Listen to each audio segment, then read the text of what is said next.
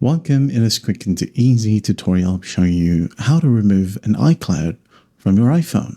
Right, so first up, go ahead and find the settings app on your phone. Go ahead and tap on it. And once done, just go ahead over to the very top and here you have your iCloud. Okay, so tap on it. Now, once you're in here, go ahead and scroll all the way down and you will find the big sign out button. Okay, so tap on it.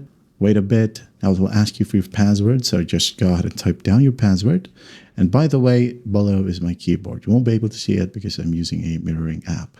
Okay. So go ahead and type down your password. And then once that's done, there will be a big done button right here at the bottom right of your keyboard. So just go ahead and tap on it. Wait for it to load.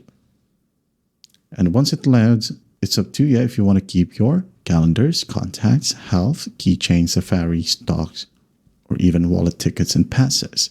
Okay. Now everything right here, if you have enabled it, will be retrieved once you sign back into the same exact phone. All right. If you still want to sign into the same exact Apple ID to this exact phone, all you got to do is just log in and to enter your passcode. Okay. So finally, just tap on sign out right here. Sign out once more. Wait for it to load as it will back up or copy any iCloud data. Okay. So just wait a bit. This one right here might take about 1 to 3 minutes. Okay, so just patiently wait. And after that, you'll be signed out. As you can see here, it now says Apple account instead of your Apple ID. You can now then go ahead and add in an Apple ID right here if you want to. Okay, and that is how you remove an iCloud from iPhone. I hope this video helps and I'll see you in the next one.